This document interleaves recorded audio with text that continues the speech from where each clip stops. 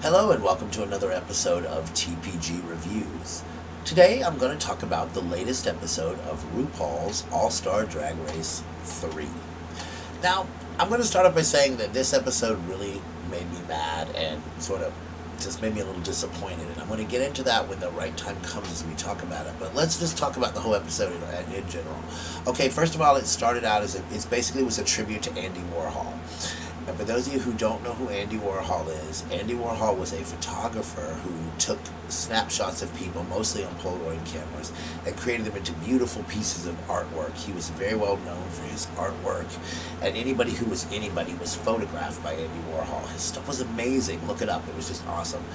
And also, they had to do a mini challenge, and so the mini challenge was that they had 20 minutes to get into some sort of drag, and that they would be taking photographs of them and turning them into one of these really neat pop culture pieces that he did. And I was actually really impressed with all of the girls' photographs. They looked really, really good. And the one that was chosen would have to be the one I probably would have chosen too, because it was absolutely stunning, was Aja's. And I was really proud of Aja because I think Aja's really come a long way from her season last year. She's really grown, not just in her aesthetic, but in everything. I really enjoyed Aja's picture. So Aja won her prize. RuPaul then tells the girls that their challenge on the main stage is going to be a soup can challenge in honor of Andy Warhol's soup can collection of pictures that he took. And basically, they had to design a soup can that fit their brand. The second part of it would be a tribute to the Limelight and the disco era of the Limelight, which was a very, very popular place in New York. It's an iconic piece of New York history, where it was a nightclub where anybody who was anybody went to the Limelight. It was just an amazing place to be. Bianca Jagger showed up on a horse and all kinds of stuff. It was just really, really crazy. Also, Google that. Look it up. It's really cool. There's probably a lot of stuff on YouTube about both Andy Warhol and the Limelight. So they got back in the workroom and they were working in there. And not all the queens can sew very well. And as you saw, Shangela tells everybody that she has been taking some sewing classes, but she was having a little bit of trouble. And so, of course, Shangela was struggling, and she busted her needle and everything. And Trixie Mattel came over, and Trixie kind of helped her thread her needle and kind of helped her out a little bit. And Shangela was very grateful. And I really liked this for Trixie because it kind of helped mend the fences that her and Shangela had before. Now, Aja actually had to help BB because BB doesn't know how to sew, and so Aja basically made BB's costume. So, as I said, this was a very disappointing episode for me. We're about to get to that. So they come out and they did their soup cans, and of course, Aja's soup can was like all sugary and sweet. Represented Aja in no way, shape, or form, because I don't think anybody really sees Aja as a sweet person, because she's a little more spicy and Latino and funny and things like that. So that really just kind of threw everything off for me. The next one was Shangela's. Hers was called Hallelujahs. It represented her very well. It was funny. BB Zahara came out. Hers was called Peanut Soup, which is a real thing apparently. It's very popular in her country of Africa. It represented BB well. I liked it. I thought it was really neat. It was really pretty, her can was. Ben de la Creme's was perfect, represented her perfectly. Kennedy's I didn't get. She came out dressed as a grandma, trying to advertise her booty. I don't know what grandmas and booties had to do with each other, but, as you know, I'm not a big fan of Kennedy anyway, so it kind of was just another what the heck to me with Kennedy. Once they all got all their soup cans done, I'm not leaving anybody out. I think I got them on. Once they all got done with their soup cans, it was pretty obvious that they had to come and do this look on the runway. So, of course, they all had these stunningly beautiful looks, and I liked most of them. I really was impressed, and I'm going to say this with Kennedy. Kennedy's was beautiful. It was very, very, very representational of the time period. It was stunning. Shangela's was very weird. It had this record album hat that went down over her face. Had these big record albums on the front because she messed her outfit up. BB's was wonderful. Aja's the wig was from a different era. The outfit it didn't make any sense. Trixie's was really, really cute. So it was kind of like, okay, where are we at with this? So once they all got that done, the judges came out and they critiqued them, and basically the top two were chosen, and that was Trixie Mattel and BB Zahara. Now, this is what made me angry. First of all, when the judges were giving their critique, Shangela made a comment about how she was having trouble on the runway, and her friend Trixie Mattel helped her and got her out of the situation. So I really respect the fact that Shangela admitted that Trixie helped her make her, her outfit. When BB was approached about hers, she said she made it. All the queens turned and looked at her, knowing she wasn't telling the truth. And I like BB. I met BB a while back at one of the clubs here, and she was one of the sweetest people I ever met. But I did not like the fact that she did not give credit to the fact that Aja made her outfit. She took full credit, and that made me mad. That was one of the things in this episode that really, really, really pissed me off. So they were chosen the top two, and as I said, it was Trixie Mattel and BB Zahara, which I was glad for because neither had won a challenge, especially Trixie. Trixie needed to do something to redeem herself from last week where she was in the bottom. But I still was very angry at BB Zahara because she did not admit that Aja did her costume.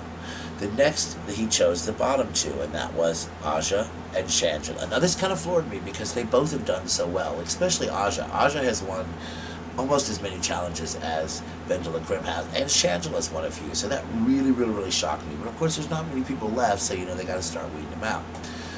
So they go backstage and they talk, and basically BB listened to Shangela, but she really wouldn't give Aja a chance to talk and kind of tell where her mind was going, where Trixie was more open to listen to both of them.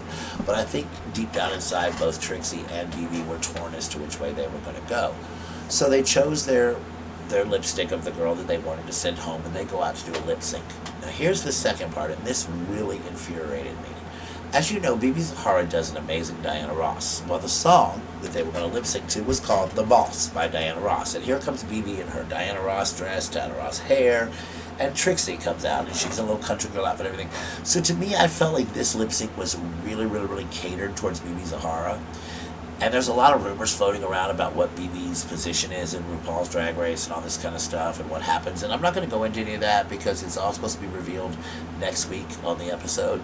And I don't want to give away any spoilers or anything as far as that goes or make any, predictions of what I think is going to happen because I want to watch and see it all play out for myself. But I think it's going to be a lot of drama next week. But I was mad because I felt like BB being a Diana Ross impersonator and doing a wonderful Diana Ross, that this was kind of handed to her. I felt like Trixie didn't have a chance. Well, Trixie worked her butt off in this lip sync, I'm not going to lie. She did an amazing job. But of course, BB was doing, she stood in one place, she did the Diana Ross motion, she did Diana Ross head flip, she did the famous Diana Ross spin. It was so catered to BB, it made me angry. And I hope that it's not rigged up for BB Zahara to win because I will lose a lot of respect for RuPaul. And I'm not saying that she hasn't. BB won the first season. But I'm not saying she hasn't. But BB has not done as well in these competitions as other people have done.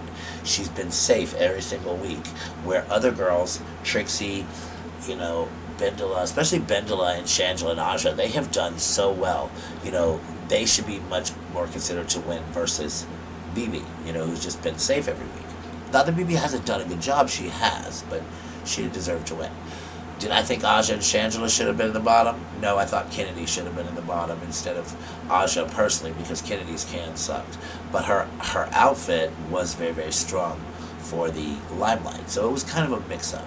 So they did their lip sync, the one catered especially for BB, and of course, Trixie worked her butt off, but BB won it. So they got there, and BB had this little breakdown, and she was all upset, and of course she sent Aja home.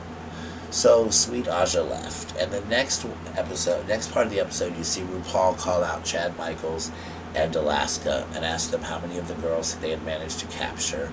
They said, I think you'll be surprised. And of course they said, bring them out. And 3 queens came out dressed in the Handmaiden Tales outfits to match Alaska and Chad Michaels, except their hats were pulled down so you couldn't see their face. So that tells you that definitely somebody's going to return next week. And so I think that's going to cause a lot of drama. But it's going to definitely cause a lot of drama, I'm sure. But that is my review of RuPaul's Drag Race. And guys, I have to say that I was so disappointed in this episode just because I really, really did not like the fact that I felt it was catered for BB. Trixie did not stand a chance in that lip sync. And I don't even think if it was the fact that I love Trixie. Everybody knows Trixie Mattel is like one of my favorite, if not my favorite of all time. If it was Bendela, if it would have been Shangela, it would have been Kennedy, any of them, they would have not stood a chance against this lip sync that was catered for BB Zahara. So it just wasn't fair to me, and I'm really disappointed in RuPaul and the producers and all for allowing that to happen and to be so blatant. It was very, very blatant. And I know that the girls know the songs ahead of time. I get that, I got it, I understand it. But they should dress in costume and everything. But this was a Diana Ross song. It's what she's known for. That's just what bothered me. And maybe I'm wrong for that, but Even my roommate was watching it. He's like, this is so rigged for BB. You could just tell. So anyway, that's my RuPaul video. Thank you for watching. Do not forget to watch RuPaul's Drag Race on VH1 every Thursday night. And remember, may the best woman win. And in the words of my good buddy Alaska, bye!